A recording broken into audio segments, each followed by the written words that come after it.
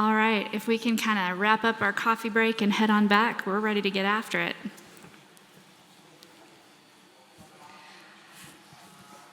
So welcome back to the second panel. Thank you so much for your attention to our first panel. For those of you just joining us virtually, we've had a terrific conversation to start the day with our elite athletes sharing their experiences in mental health and how their mental game has been impacted by the stresses of competition and the pressures they face. We're so excited for this next round of conversations. I'm going to bring up our moderator and our MC for the day. We're going to have two MCs today. We're going to have Dr. Debbie Gilboa, who will step to the mic here in just a second. It's okay to hoot and holler. She's pretty amazing. So Debbie Gilboa will join us here in just a second, as well as Kevin Chapman, who will help us wrap up the day. We are privileged and honored to have them as two of our TrueSport experts. They speak regularly with our audiences about topics around health, resilience, mental wellness, and we're privileged to have them here to speak to you today. So Dr. Debbie Gilboa, I will bring to the stage here. She's a medical doctor. She likes to say that she wasn't smart enough to be a psychologist, which is about the most ridiculous thing I've heard in my entire life. She's a gifted orator. She's really great at bringing really high-level, difficult topics down to a practical level for those of us who didn't go to med school. I think you'll enjoy her comments. I think you'll enjoy her wisdom, and I am privileged to welcome her to the stage. Dr. Debbie Gilboa. Thank you, Jen. So if you weren't able to be with us for the first session, I just want to tell you, watch it. There were some amazing things that we learned. For athletes, we learned from these athletes, you're a whole person. And just like you warm up and stretch and prepare to exercise your body, don't wait until you're mentally injured to ask for the help that you need. Remember that telling your truth is your obligation. Going to the people around you and saying, this is what's happening for me, is your obligation. And then we as adults learned a ton about how to be the right people in those moments. For parents, we heard, you have a lot of power. Yeah. Boy, we listened to Noah say, it's my mom. It's a whole team of people. It's amazing people, but it's my mom and it's my family that are my first people. We listen to every one of these athletes talk about the impact in any direction that parents can have. So know your power and question your assumptions. Question the assumption that if your child is struggling, that's a part of being an athlete, that's normal, they're supposed to be struggling. Question your assumptions that how you were trained or how you were brought up or raised up is how it has to be or how the way it's gonna be.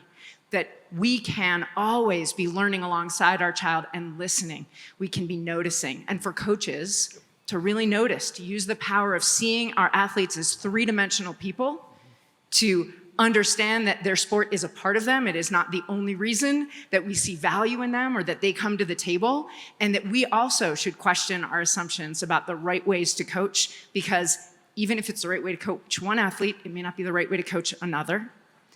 And even for sports administrators, can we question our systems? Can we say, for example, maybe coaches need the support. They need a psychologist who's an expert that they can consult with to do their job better, as well as supporting their athletes.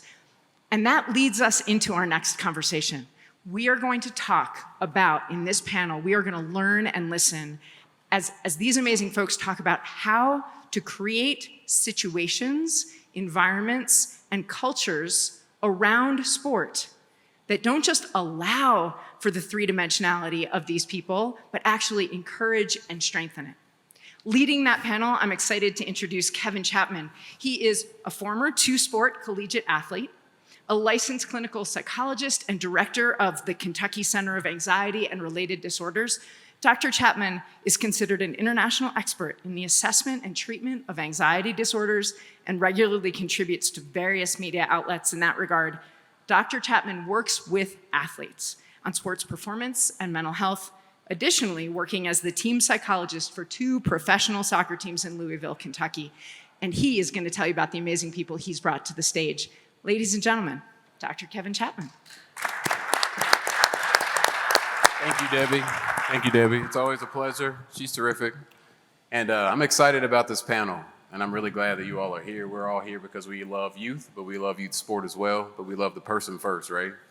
So I think it's so important because the athletes, they threw it off the glass on a 2-on-1 fast break, and we're catching it off the glass, right? Mm-hmm. So I just want to be clear that this panel is a phenomenal, prolific group.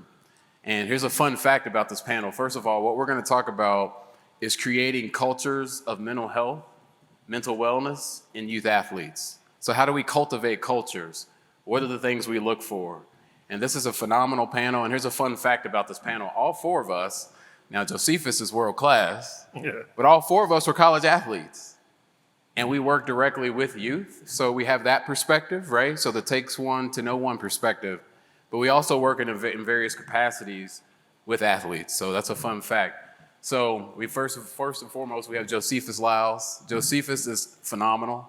He's an exceptionally fast athlete, no stranger to success. He has a very unique perspective, and he's world class. He's a world class sprinter. He's Noah's brother, and he's somebody that's going to bring a phenomenal perspective for this panel. So he'll have a very good perspective as an athlete to help us talk about creating and cultivating a culture of mental wellness. We also have my friend and colleague, Bhrett McCabe. Dr. McCabe, he's the founder of The Mind Side. It's a sport and performance psychology center. He works directly with the University of Alabama, Roll Tide, PGA, NFL, NBA, highly sought after, very prolific, knows the sport and knows how to work with athletes. And finally, we have my friend and colleague also, Coach Ken Lolla. He was also an All-American athlete. Bhrett McCabe was a college athlete, national champion athlete, actually. And Coach Lolla, he's taken 3 collegiate programs to national prominence, leading them to #1 rankings in the nation in soccer, was also an All-American soccer player himself. He's an author, he's a speaker, he's a leader in the field and a thought leader.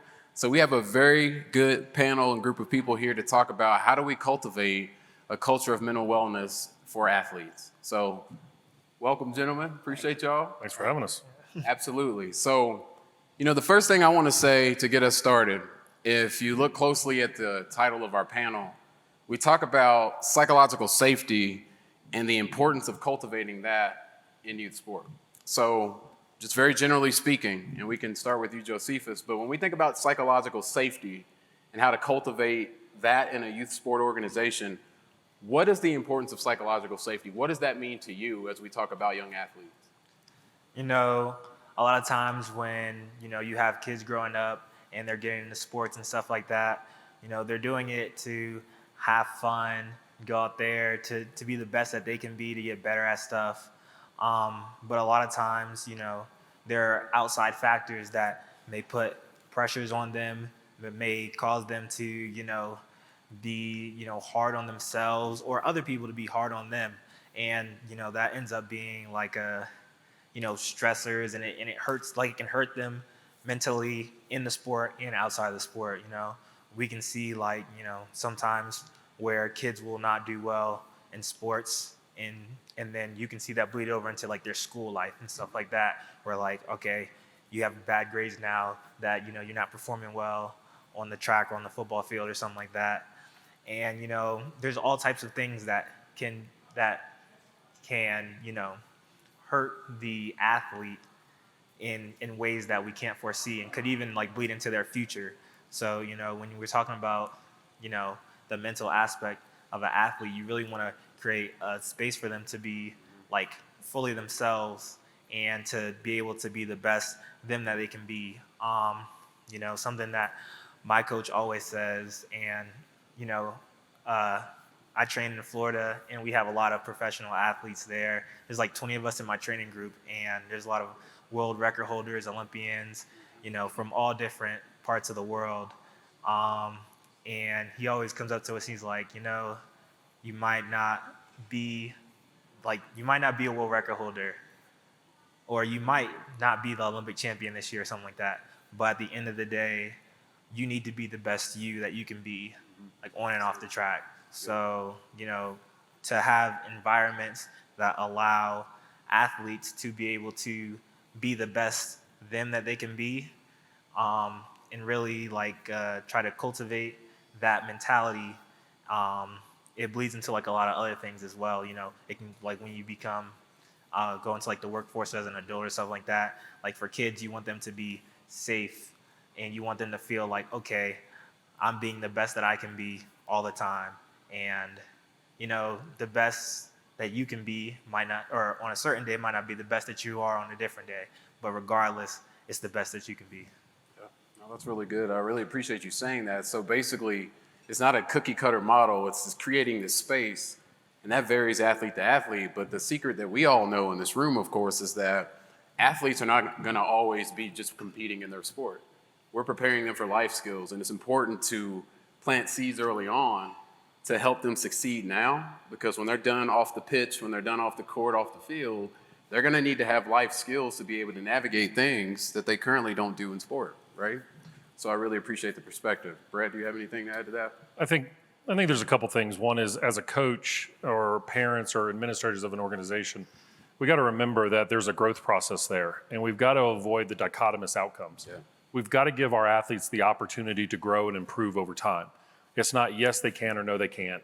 There's an opportunity to improve. I played 1 year varsity baseball and then ended up going to LSU to play baseball, which is the top baseball program in the country. And you've got to allow players the opportunity to find themselves in the process. But the greatest experience of a coach to set that culture up is, one, is their connection to the player and connecting to them as a human first. But second, also what that coach models in the behaviors and the thought process that you want your players to experience. It can't be, you do this, I'm gonna do something else. You have to be relatable and connected to your players in a way that they can see what they want you to become and what you want them to become. Because without that, what happens is athletes are going to, they've got so much pressure on them and so much stress on them, and particularly in 2021, that they're going to find the outlet somewhere. And I would like them to find the outlet in the things that we all found the outlet in, which is sports and growth and development, versus finding it outside something else and finding what they're truly capable of. Because if it wasn't for me playing baseball, I wouldn't be here today. I would definitely be doing something else, and I'm very thankful for that. And unfortunately, it was a struggle. It wasn't a success that put me in this position. So I think if you connect it to your players and you understand that they have the right to improve and grow and change and become what they can become, then we're in a much more powerful position. That's excellent, Brett. And I think that the thing that I heard in what you said that's so incredibly important for all of us that we can resonate with is that it's so incredibly important to recognize that you're not going to really receive feedback from many people if you don't have a relationship. Yep. And that's so incredibly important, not only if you're a youth athlete, but also if you're an adult. I mean, think about it. When you're navigating an environment and you don't have a relationship with that person and they're trying to tell you what to do, whether that be to improve performance or to correct something that is a misbehavior of some sort, you're less likely to receive anything that person has to say if you don't have respect for them. So that transparency from a coaching level is very important to model psychological safety for our youth athletes, right? Yeah. So Coach Lolla, what you got? I think our goal as coaches is to help them move from where they are to grow, to reach their potential. And for them to do that, many times they have to release where they are, the state where they are. They have to let go of their present state, of that comfort level. And that is risky. And unless we create a safe environment that they can let go of who they are, right, their comfort level, to risk failure, to risk maybe mistakes, to grow, to become somebody different, they're never going to release, where they are.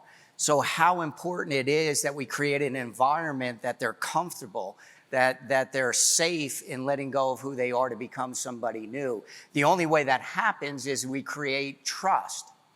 If they trust us, if we trust that we have their best interest, if we trust that it's a safe environment, then they're more willing to let that go. The only way that we build trust is it's over time, a consistency of over time of showing the kids that, one, we care about them, genuinely care about their best interest.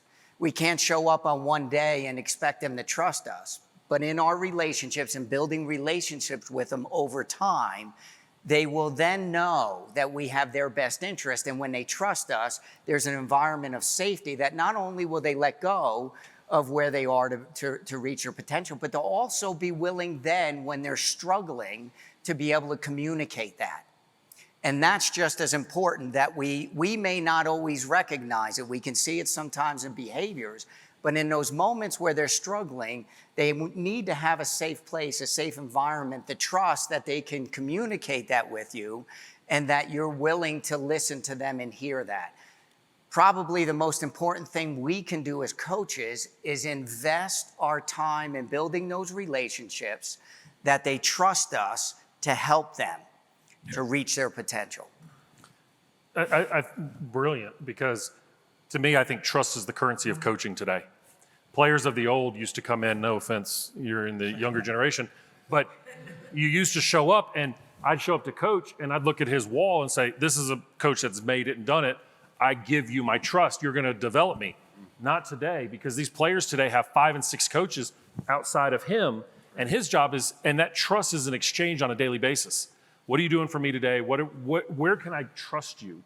And if you violate that trust, you don't behave in a way that is consistent with them, that is a really hard bridge to build back up, because that currency has got to be exchanged on a daily basis. And it takes that time for them to have that safety net a little bit, I would say, maybe of trust, but it's traded daily. And trust is like a forest. It takes a long time to grow, but one careless moment can burn it all down. Yep. So how important for us as coaches that we honor that trust on a daily basis by the consistency of how we do things and act. Yeah, no, that's excellent. And I think that something that's implied in what all of you all have said in that regard is that trust also implies that we struggle with what I call IOU. And if you think about what that means, it means not I don't owe you money, but it's what I call the intolerance of uncertainty. Many athletes don't know what the future looks like. And in some sense, having a trust that conveys that I've been there before, right, that I can predict this outcome, I think is so incredibly important to recognize. It's going to be uncomfortable to change, but if I can build that relationship with a young athlete and convey to them that the other side is better, the way that I'm trying to train you is good, it does lead to a fruitful outcome, then that's something that's going to build evidence for them to trust you the next time and the next time and the next time. So that's incredibly important. That's really well said. I think along those lines, it speaks to another point about psychological safety. So when we think about, there's different models here, and we think sometimes about programs that talk about essentially winning at all costs. And many programs we've seen it in the media, we've seen people post about it, we've seen coaches get fired, we've seen a number of different things about this win at all costs mentality. So as we're thinking about youth athletes and youth sport, what are the consequences with young athletes with having an organization that adopts a win at all costs mentality? What does that communicate to an athlete today? Well, I think I'll answer that from one aspect. I think we have to remember as coaches is that we're coaching parents' most valuable resource and asset. That's the most important people in their lives are their kids. Mm-hmm. And they're doing what they think is right. Because somewhere along the line, they've looked at the competitive environment and said, if I don't get him in the right training, he's already fallen behind because somebody's already done that. And so the scope of what we used to see, which is right in our neighborhood or in our region, is now national, international, with the Instagrams and the Twitters and stuff like that. So I'm looking at somebody going, oh man, I'm already behind you. So now we got to speed it back up. So it becomes this win at all costs mentality. And as a result, it's always somebody else. It's okay for me, but everyone else should be different. And I think the problem we have to do as an organization is help them understand that we love to win. Life is a game. It's a winning or losing game. And there's winning and losing all throughout life. So it's okay to learn to win, but not at the expense of who we are in our relationships, our psychological safety, our development as human beings, and the ability to form long-term relationships. And so being able to have coaches that develop, and I think to some of that point, coaches are in a little bit of a crisis in today's world. They're not sure where to put the right amount of information out there because the bad apples do spoil it for everybody. But also giving them the resource I thought was brilliant earlier was that coaches are, many times, they're clinical and sports psychologists. Yes. They are serving them as humans. They're there for them much more than we are. I see my athletes once a week maybe. And so I think being in that environment is critical. How often, you're with your coach all the time. Way too much. Way too much. On the road. Yeah. Like at practice, and it's crazy because this, like the win at all costs mentality is definitely true. Like, you know, I feel like, especially like in that 90s generation, that 2000s generation, like we look at like Michael Jordan, like Kobe Bryant, who are like, oh, like I sacrificed like everything to win. Like it didn't matter like what it took to win. Like we will sacrifice all of this. And, you know, even with that, like, you know, I feel like it takes away from a lot of times from people's character, where a lot of times you'd be like, all right, it doesn't matter what I do to win. As long as I win, like I'm a good person because I won, or that's who I am. I'm a winner. But at the end of the day, like I feel like character matters so much more than winning. Like, you know, your character can, you know, open doors that you winning something could never open. And I think that's something that should definitely be, enforced as well. Like, how you are when you're winning, not just like winning. So, or how you are when you're losing as well. Are you able to, take winning? Are you a good winner?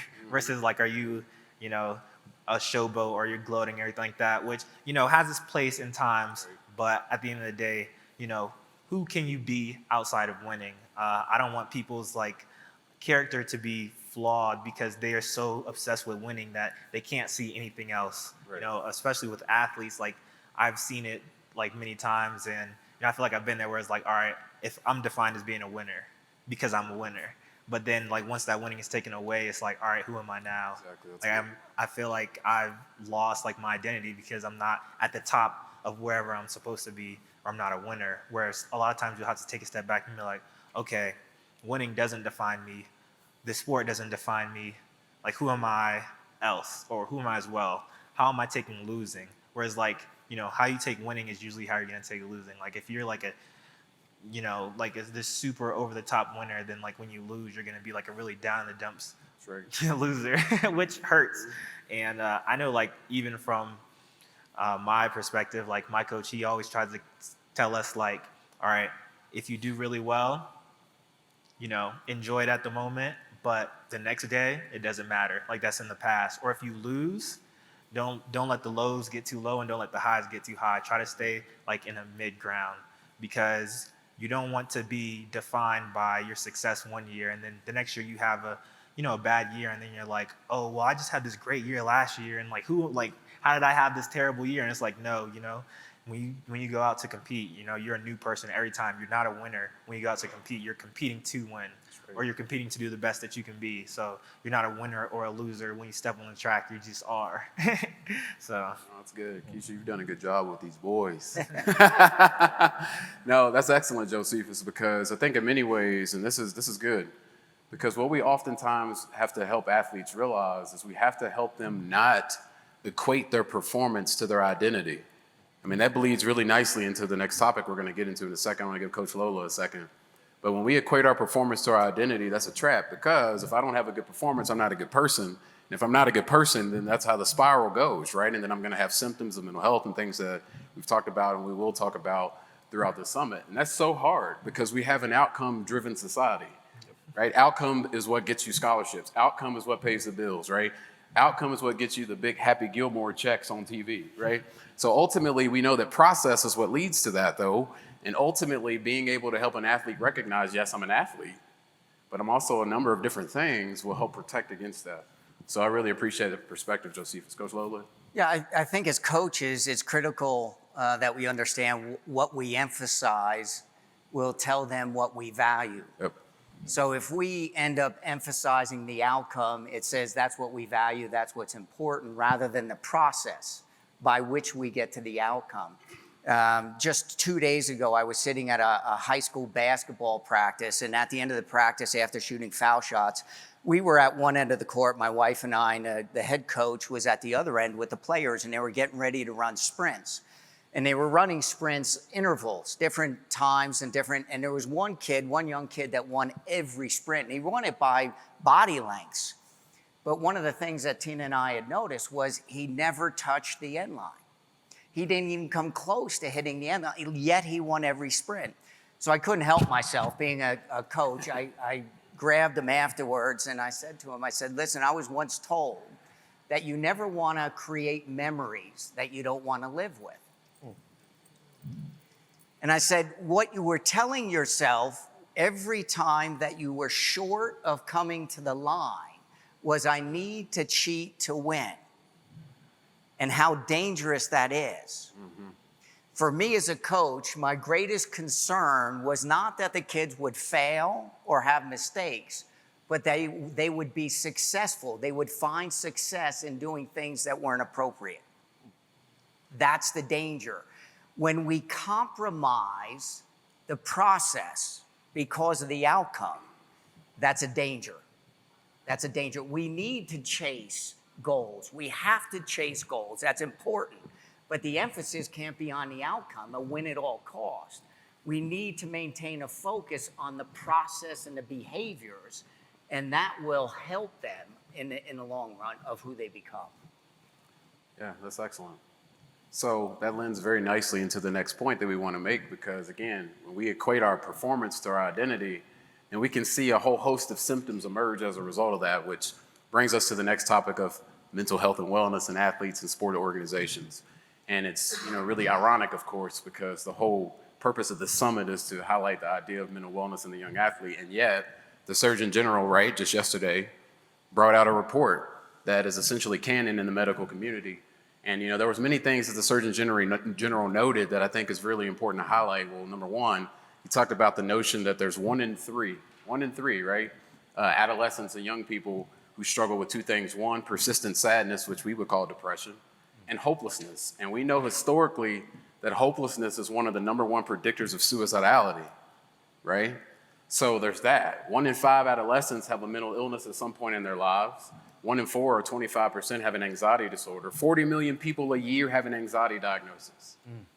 And athletes are not absolved from that. So when we think about mental wellness and the importance of recognizing stigma, which I know Josephus has mentioned, Noah mentioned it earlier, the athlete panel talked about it, but this idea of stigma earlier, it's important for us to recognize that mental wellness is a very important concept that we have to talk more about as it relates to athletes. So my question to you all as a panel is, how important is it that mental wellness be an explicit conversation and topic in youth sport? We can start with whoever wants to go first. Well, I think it's got to be anything and everything. I mean, I think when you're talking about, and I brought it up just a minute ago, and the Surgeon General's report emphasizes it, our kids, our people, us, are dealing with more than we've ever dealt with. The American Psychological Association has studied stress in America. Nothing is on record like this. This COVID, social justice, you name it. We're in an amped up, hyper-stressed environment. The ways we used to get away was at night you'd shut things off and you'd relax, talk with your family, have a great dinner. Now we have our phone with us 24/7. Somebody sends you an email, you got to answer it right now, right? And so from a coaching standpoint, from a development standpoint, when I would give talks to universities or teams, I gave one yesterday to a bunch of coaches on mental health. You used to get 1 or 2 people break away, come up and talk to you and say, hey, can I grab you a little bit? Now, you better plan an hour by the time you're done because of the amount of athletes that are coming forward. I give Players Tribune, the online site, a tremendous amount of respect for destigmatizing mental health and allowing athletes to share, to hear these stories that are so important.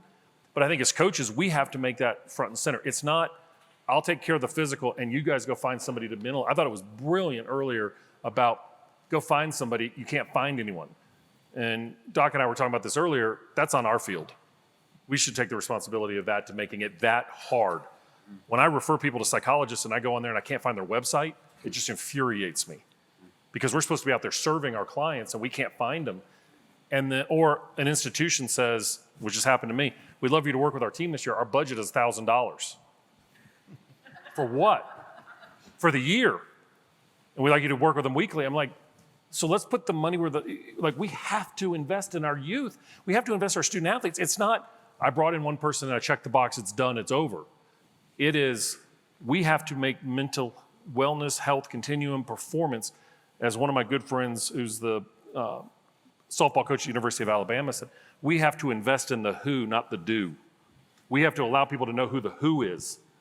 And we can separate the do.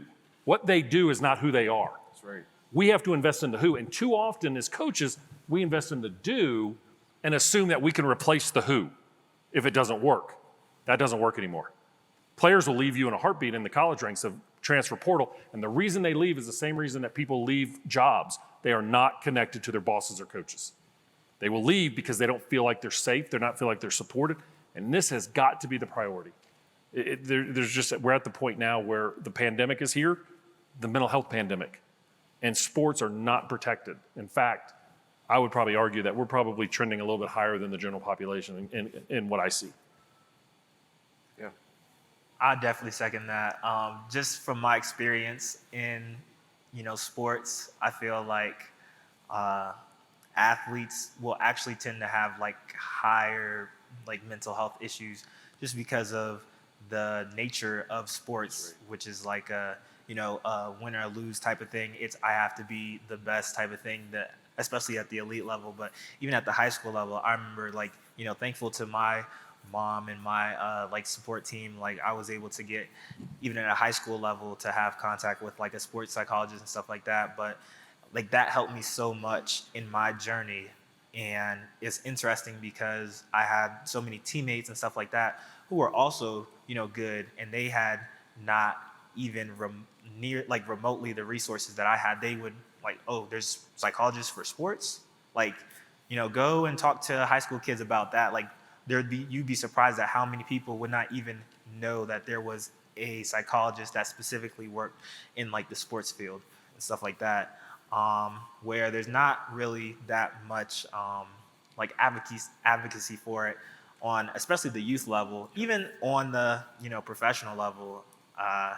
In my training group, we had I remember my coach had actually had our sports psychologist come and talk to our training group about mental health and like some of the performance anxieties and stuff like that, because it was becoming a problem like in our training group, whereas these are some of the best athletes in the world, and you would see them not be able to perform to the level that they were training at, and it's like, all right, so what ends up becoming a problem? And at the end of the day, it's like that mental aspect, whereas it might be something at home or in their personal life, or even on the track, that is giving them anxiety, fear, depression, where they are not able to compete at the level that they should be competing at. So just having those type of conversations or introducing people is I feel like there's not that many people that I know of that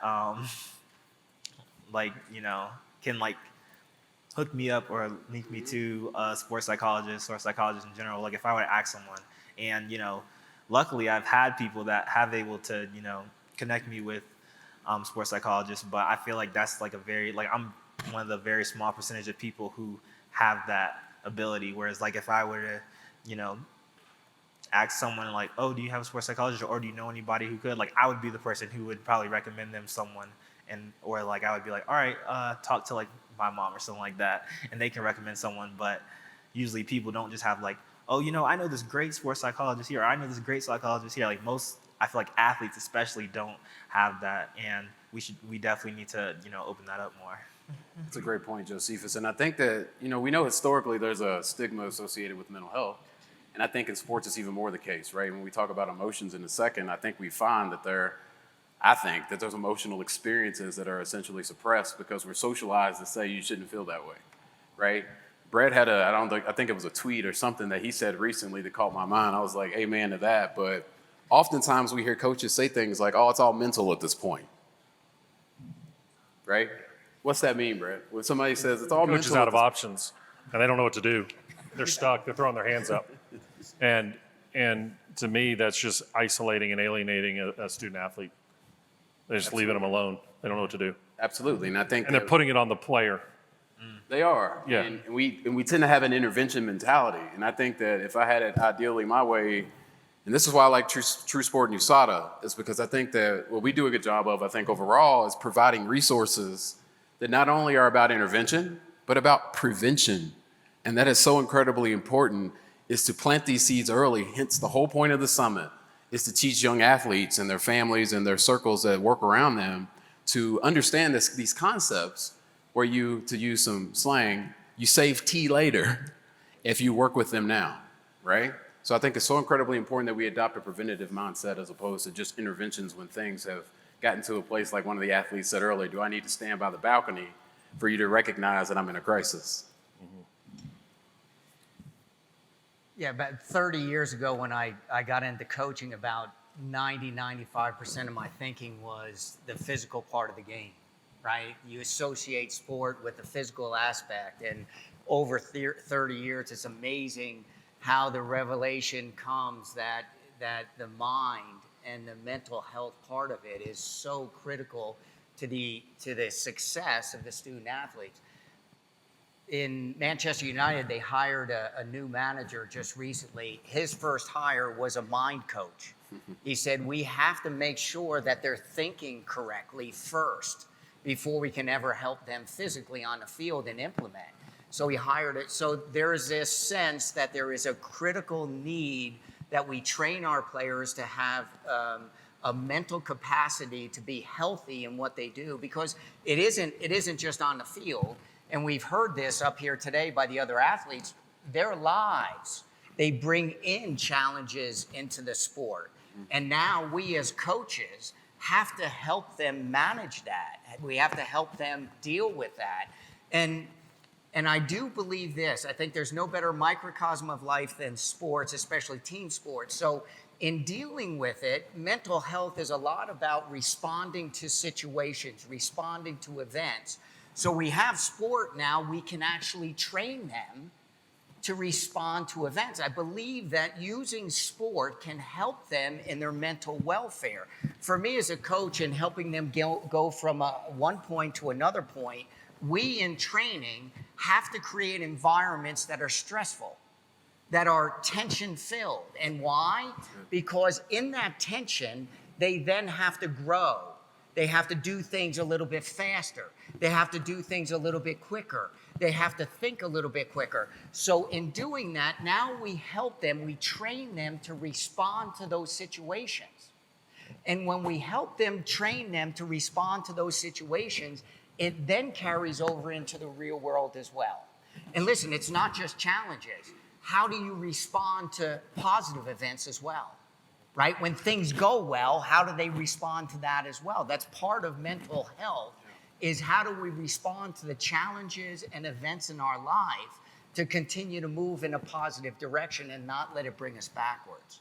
And again, I think that sport creates an environment that when we create a culture that is such, we can help them not only on the field, but off the field in dealing with it as well. That's golden, Coach Lolla. I think that essentially what you're saying is in many ways we're creating an environment where we're crafting what I would consider stress reactivity, right? And we think about when we respond to stressors and triggers in life, sport is a really good opportunity for that. That doesn't just include negative circumstances. We always talk about overcoming adversity. I had a football coach in college who used to say, pursue excellence with a vengeance, right? We knew that there were going to be hurdles. We knew there were going to be downsides, upsides, but you got to learn how to regulate all emotions to be able to compete at a very high level, which brings me to my next question. Thank you for, again, throwing it off the glass, right? And that is about emotions. Let's talk about emotions for a second. This is an extremely important topic.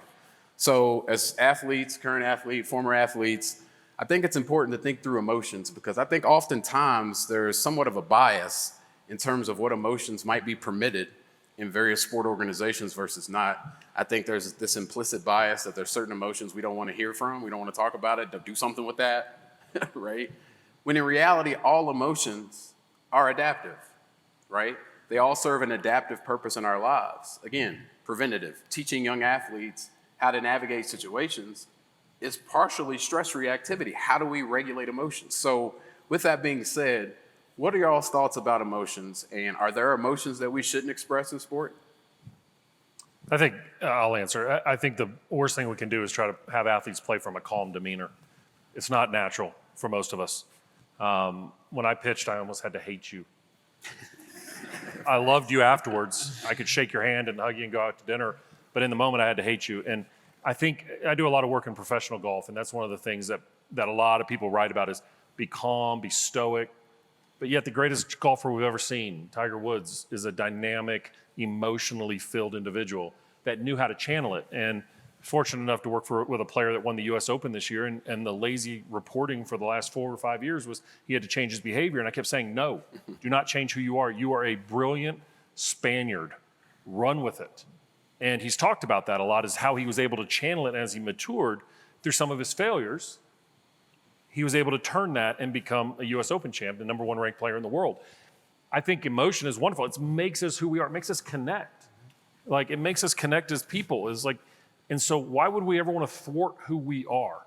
I'd rather give, as coaches, proper tools to handle, experience, and funnel it versus suppressing it.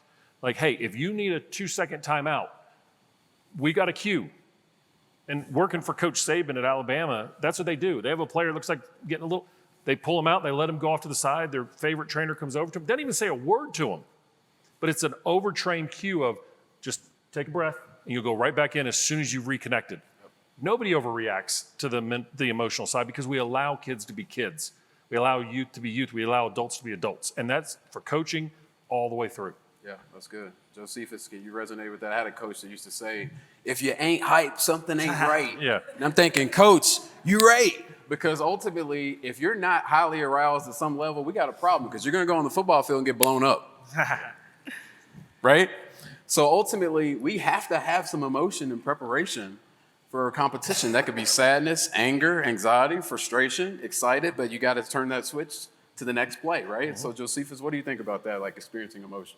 I definitely say like emotions happen regardless, whether you want them to happen or not, whether you're calm or whether you're like, infuriated, regardless, emotions are going to happen. It doesn't matter what environment you are in, whether you're in the workplace or, on the sports field and stuff like that, emotions, like you're going to feel them regardless. But it is good to learn how to channel your emotions. I think for a lot of athletes, a lot of times you'll see people or the athletes that have the best success will usually learn how to channel their emotions into what they're doing, and instead of letting like their emotions kind of control them. Like you don't want to let your emotions kind of like control everything you're doing to where you get out of control. And you see that sometimes with athletes are like going crazy and they're throwing stuff over on the locker room and they're like, oh, they're having a meltdown and stuff like that, all this kind of stuff. And it's true, like they are having a meltdown because there are emotions that come with it. But I feel like learning how to channel your emotions is probably one of the most important things in sports, and it can definitely take you like very far. And just accepting your emotions as well. Like a lot of times we'll, in sports and in life, we'll just try to not accept our emotions. We're like, even bad emotions. So like if you're fearful. Like you don't want to accept that you're fearful. Like if you're going into a race, like in my case, and you're like, all right, I'm afraid. Like I don't want to lose. I'm afraid, or I'm afraid that this is gonna happen, or I don't want to go. Like this person's supposed to be really good. You don't want to accept that. By the end of the day, like you're gonna feel it. You're feeling it regardless. So you need to accept it to move past it or to use that. If I go into a race and I'm like, all right, like I'm hyped. Like I need to accept that. I'm not gonna try to calm myself down. I'm like, all right, I'm hyped.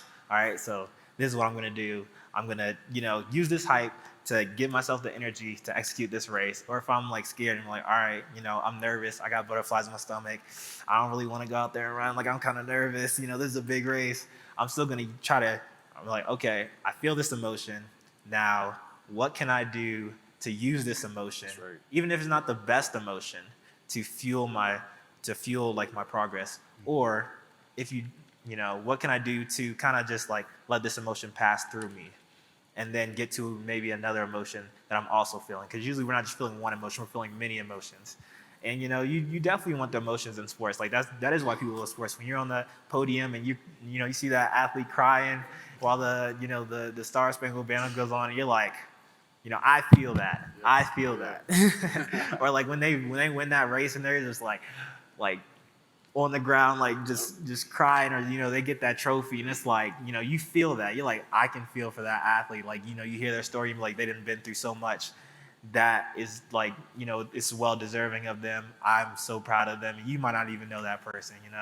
Like it connects us. Emotions do connect us, and it allows us to empathize with other people. So it's very important. That's good. Or if you're super salty because you didn't win, yeah, that's okay too, right? Like we're gonna experience all these emotions. Exactly. And a lot of times, like when you don't win and you are, you're hurt and stuff like that, you like the athlete, the well-balanced athlete that everybody wants to be, will channel that into, then going back and trying to perform better next time, or learning what can you learn from that, that event. So, I'm hurt. Like, this past year, I ended up not making the Olympic team, and I was super hurt because I was training for it for like 4 years. And I'm like, all right. And, I think my coaches and everything, they expected me to make the team, and I was training really good. And they're like, so I didn't make the team. And, my coach comes up to me, and, I'm just like, and they're like, it's okay. Like it's okay because it's hurt, and everybody's hurting for me as well. It's not just me, but it's like, all right, it's not over. Like, you're still amazing thing. You still put in so much work. That is not over. So then I'll use that sadness, and I'm like, all right, I come back, and then I go and I run PR later in the year, and I go and I, do well at the end of the year, and I pretty much like make up like not making the team. But it's like, if I just let that emotion just control me or whatever, and just got like down on myself, down in the dumps, it could literally just like, ruin my whole year, even post, Olympic trials, versus like, all right, I accept that it happened. I am sad. I'm going to be sad, but I'm not going to let that sadness define me for who I am. I'm going to try to channel that into making something bigger. Oh, that's good. So basically what we're hearing then is that it's okay that our athletes experience emotions, right? Point A. Point B, it's not suppressing or getting rid of. In fact, it's regulating is the word that I like to use. It's knowing that those emotions are all necessary. They're all trying to communicate important information about what's going on around us, on and off the field. And also, those same emotions are going to manifest off the field anyway at some point. So as coaches and administrators, it's essential for us to teach our young athletes how to navigate those, because they're going to get triggered by something else anyway, whether they play a sport or not.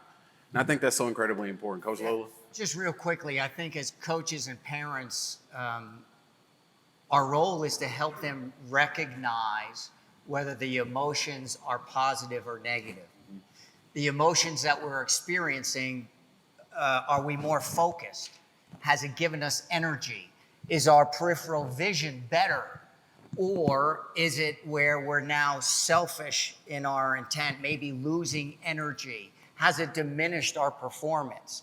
And I think that's the key, is that we help our student athletes, our young people, recognize whether the emotions are positive or negative and where they fall. Did they enhance our performance, or were they diminishing to it? So they understand there are emotions that go in both directions. That's excellent. So this is terrific. So along those lines, I guess my question is, we're talking about mental health and wellness, and we're talking about the importance of adopting that mentality and cultivating cultures that are accepting of that. We experience emotions anyway. We might as well accept that. It's a matter of helping our young athletes not only cultivate that, but regulate it to become better people later, right? Mm-hmm. So along those lines, let's talk about values. So as we think about cultivating a culture of mental wellness, right? What's the importance of establishing values, and what does that mean to you all, not only as an athlete, but as people that work with athletes? Like, what sort of ways do you use values to help inspire young athletes? I'll walk through a little bit of just creating culture, and this is important because we heard up here earlier, Gracie said you could throw a seed in sawdust, and if the culture's not right, it's not going to grow. So what do we do intentionally? Parents and coaches, what do we do intentionally to create an environment, a culture that produces growth? And I think this is one of the issues with many coaches. It was for me early on that I was not intentional about how to create culture. It ended up being haphazard, by chance. And then what happened in the teams I coached, the culture changed. It was always up and down because it depended on the players coming in, maybe an assistant coach, but it was never intentionally designed. I believe there's 7 steps, and I'll say this quickly, but 7 steps that, and I've used E's, 7 E's that will help you understand. The first one is envision, that we create a goal, a destination for our players. The reason for that is kind of like this. If I threw a bow and arrow in your hand and never put the target out there, what purpose would the bow and arrow be? You wouldn't have any purpose. So how important it is once we put the target out there, now the bow and arrow in your hand has a tremendous purpose. How you hold it, your eyes, how steady you are. So it's critical that we create some goal for our players, so what we do has a purpose. The second step is critical, and that is empower.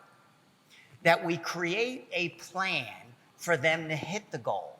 And this is where the values come in. The values are having an idea of who they need to become to hit that destination. The values should drive behaviors. And the behaviors are the key. That we need to make sure that we communicate them what the behaviors are for them to be successful to hit the goal. The focus isn't necessarily every day on the goal, it's in the process. What are the behaviors that they need to live out on a regular basis? And then third is the engagement. Engagement is commitment to the plan and the goals. Engagement is their passion and willingness to buy in to the trust. And we talked about this earlier, the trust that I'm going to be committed to the plan and the direction we're heading. The next one is encouragement. The encouragement is this: it's the reinforcement and redirection of the behaviors. That we need to continue to find them, catch them doing it right, and reinforce it. And when they're not doing it right, is redirect the behaviors. This is critical in the process of moving forward, the encouragement. The next one is enjoyment. Enjoyment is the fuel. We talked about positive emotion, of how important it is that we have positive emotion so that we move forward on a regular basis. The next one is embody, and we've talked a little bit about this. We talked about how important it is that we embody the values and the behaviors. Because if we're not living out the values and behaviors, we now can't speak it into them. We have no leverage to coach and direct. We need to be living it out on a regular basis. And the last one is evaluate. That the whole process, we need to take a moment to reassess where we are, what's working, what's not working, and make the adjustments. This is intentional culture, step by step, but also all inclusive. The key is understanding the values that drive the behaviors, because the behaviors will dictate who they become in the process and will also dictate whether they reach their goals and their potential. Yep, that's excellent. Damn. I know, right? It's like he's like sliced that. Drop your mic there, Coach. I saw some of them. Yeah. Man. Yeah, what he said. What he said. Again, if you want to ask something. I will say one thing on that. First time I spoke to the Alabama football team, I meet with Coach Saban, and we've all seen him, and we see him on the sidelines. And I played for a coach who was his athletic director. My coach won 5 titles in 9 years. And mental game was everything in our practice. Everything we did related to our system. That's awesome. Coach Saban has the process. So I go and I speak to the team. Who's sitting in the front row in the front seat with his notebook? Coach Saban. If you as coaches are not modeling the behavior you want your players to follow, it's not, guys, we brought in somebody, we're going to talk about this, we're going to put a movie on, and I'll be back in a little bit. It is everything. And what Coach Saban does, so what I can guarantee you did, is that you took the material that you learned and you integrated it throughout everything you do. And it's not, I did it, okay, now we're going to go back to what I love. If I can out-strategize and out-train you, then I'm going to win. This is everything of what we do. It's the culture of a great organization. It's the culture of anything that we see, right? Is that it permeates through everything that you do, and it's a reflection. Every single player you have has their own psychological fingerprint. Your job is to understand how your culture matches and embodies and enforces it, and really fertilizes their ability to find out who they are, to trust who they are under the most pressure. And are you still recruiting? That's good.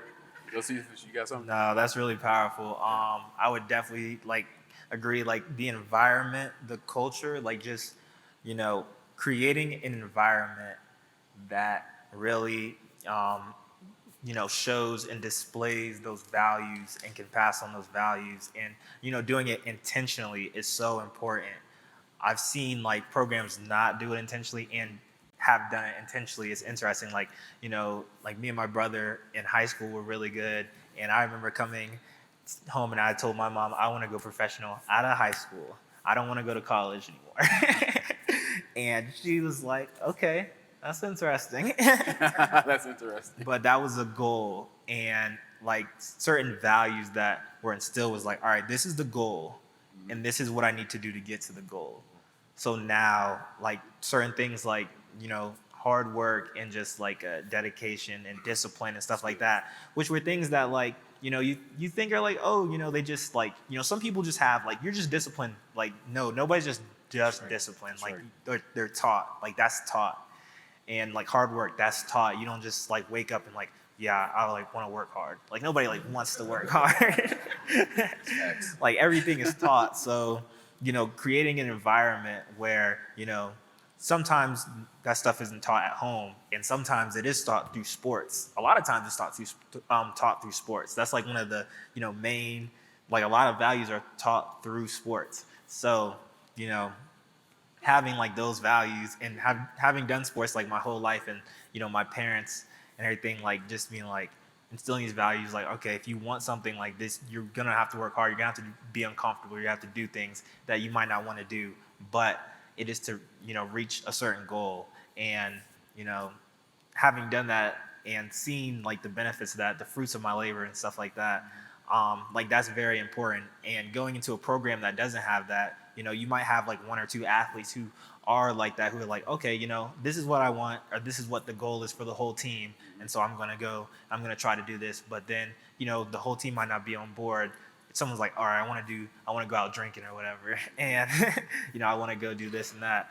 And there's so many distractions in high school, and some of them might be distractions, some might be like things that they actually need to do. But regardless, like if they have the goal and if they have the discipline, the values, like certain values, like they will be able to reach those goals at a much higher rate, because they know what it takes to do this, and they see it through their coaches, and they see it through the people who are around them. They see them doing this, and you're like, okay, this is who I want to emulate, this is who I want to be like. And then you go and you try to be like them. You're like, okay, this is the discipline that it takes to get to this level. This is what I'm going to do. This is what I'm going to have to work this hard to get to this level. It's going to be uncomfortable. I'm going to hurt. Okay, I'm going to have to hurt then. Yep, that's good. That's good. And the last thing I'll say, we'll open it up for a couple questions, is small action is what leads to motivation, which then leads to more action. And that's really important.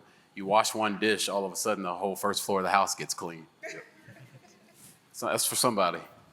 All right, it's true. Small action leads to motivation, not the other way around. So, And I'll add one other thing too, is throughout this, I know budget and mental health, and I brought it up earlier, but it doesn't cost a penny to care. that's right. And you've got to, as coaches, understand that you're under a lot of demands. At the end of the day, just care for the people you coach. Mm-hmm. Just care for them and be there. You don't have to be right. Yeah. That's the whole thing. It's overwhelming. You don't have to be right. Just care. That's good. That's good. All right, we'll open it up for 2 questions, and then we'll move on. I know y'all hungry. Any questions from the audience?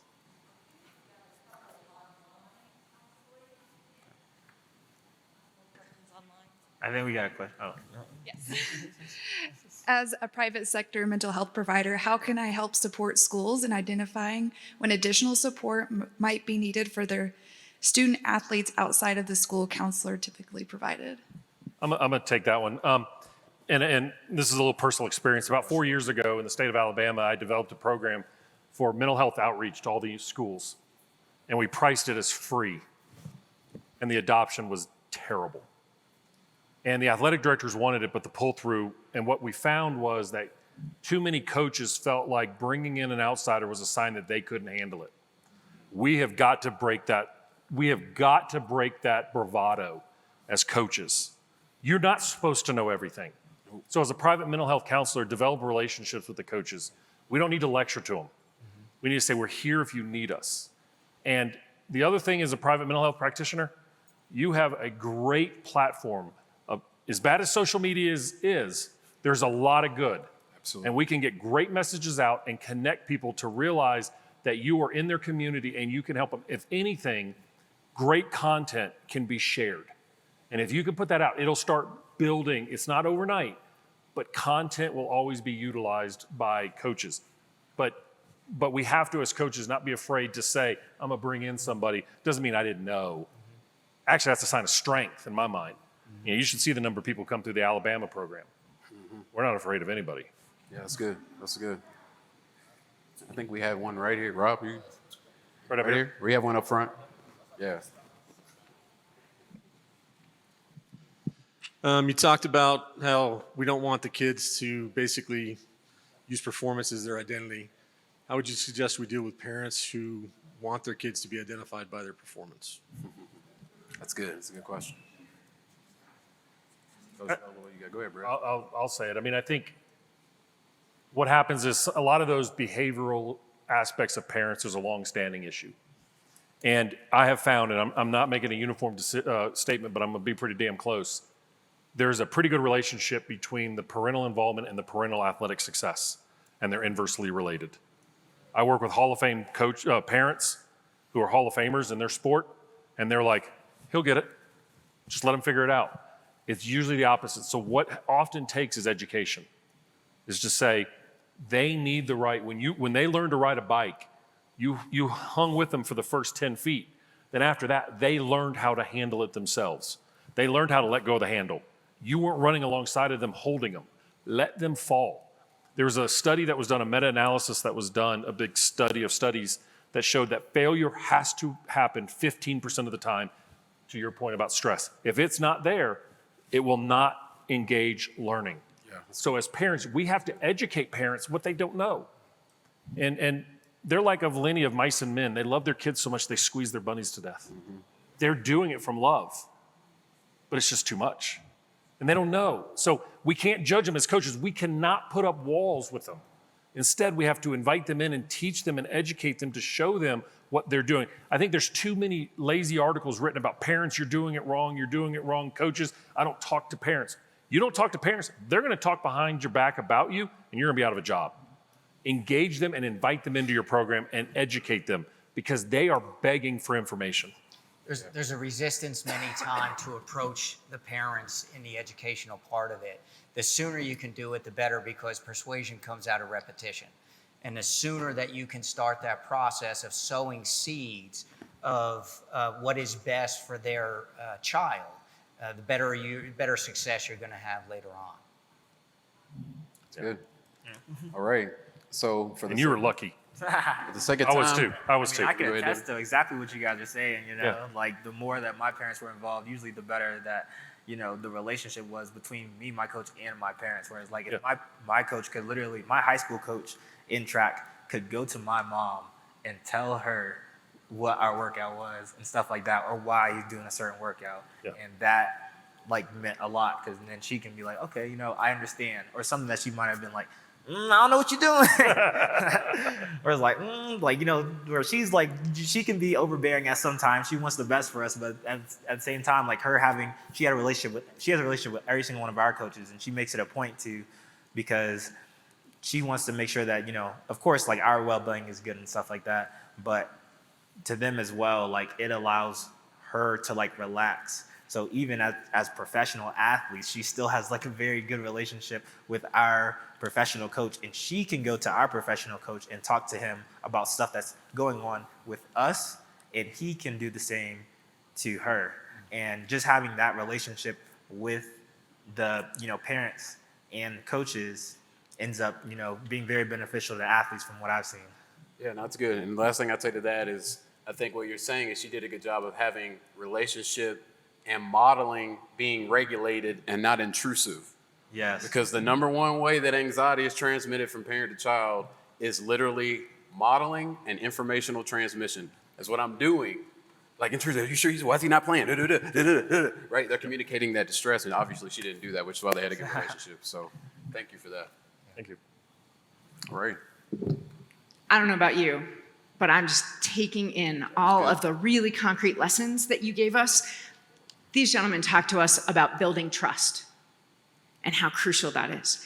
They talked to us and reminded us that we have to help people separate their performance from their identity and see beyond winning. They reminded us not to fear emotion, but to use it. Absolutely. And to remember that there are so many incredible values to be taught in the pursuit of being a champion, not in being a champion. What we're going to talk about when we come back from our lunch break is the community around the athlete. How to take the question that you so presciently asked about how can we help parents engage in this and see it a little more the way we see it? How can we help people ally with athletes and come along next to them? The third panel that we have for you a little bit later today is about building relationships and community and getting strategies to do just that. So, in a minute, but not yet, we're going to break. The people who are here are going to have a boxed lunch. They're over there. And for everyone online, we hope that you'll engage with us. Tell us what you're hearing that's landing for you and is useful, what further questions you have. On any social media platform, use the hashtag #CompeteWell, because we want to see what you're having for lunch, and we want to know what you are thinking about these incredible important conversations. Please join me in thanking this incredible group of people.